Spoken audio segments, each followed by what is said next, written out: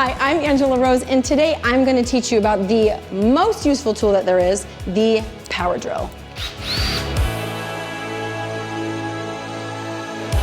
Okay, for real, this is the most useful tool. You're going to love learning how to use it. What is a drill? What is it used for? This is basically used to drill holes and to drive screws. Now there are a few different types of drills. This is a basic one. You can also have an impact driver.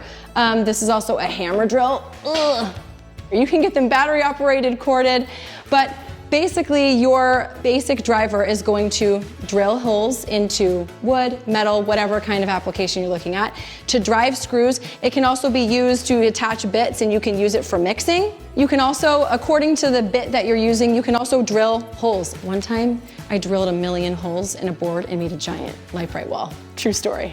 Okay, so now I'm gonna teach you about all the parts to a drill so you can use this safely and efficiently. This is the grip. This is the power button, how you start the drill. You have where the drill is moving forward, and then there's usually a button on the other side to reverse it. So now it's spinning counterclockwise. We have the chuck. The chuck is the part that holds the bit right here. Can go nice and small, nice and wide. This is the bit, and it's not technically part of the drill, but basically your drill is worthless without it because you need the bits to do anything. It goes inside the chuck.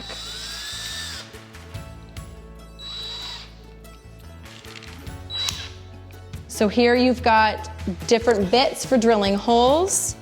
These are different bits that are going to drive in screws. Different bits that when you go in like this, it drills holes.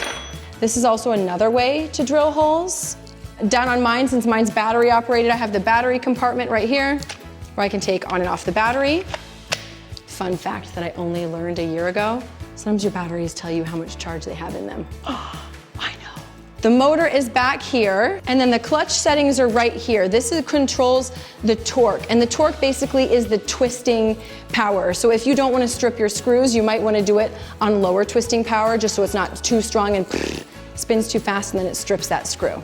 Okay, now safety first. Always wear safety glasses because you never know what's going to fly. Protect those eyes.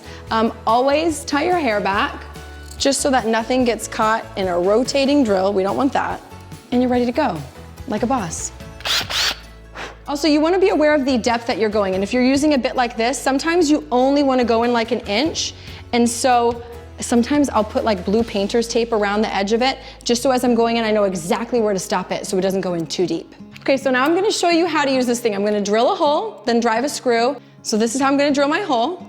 Okay, I'm going to make sure that this is smaller in thickness than the screw that I'm going to use. And I'm going to put the bit into the chuck like this, and I'm going to tighten this up. Okay, see how the chuck is nice and tight on that bit now? And then I'm going to put it on my board, nice, easy, and slow. I've got my hand on my grip. I'm not going side to side, forward and back, just nice and even. I'm going to push the power, start nice and slow.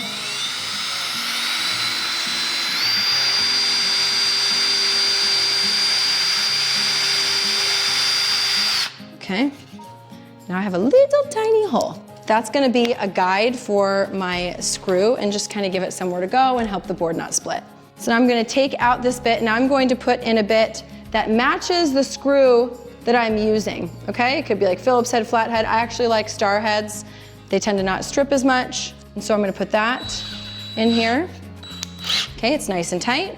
I'm gonna put my screw where that little hole is. Line it up. I'm gonna hold it nice and straight. I'm not wobbling like side to side. Okay, nice and straight, and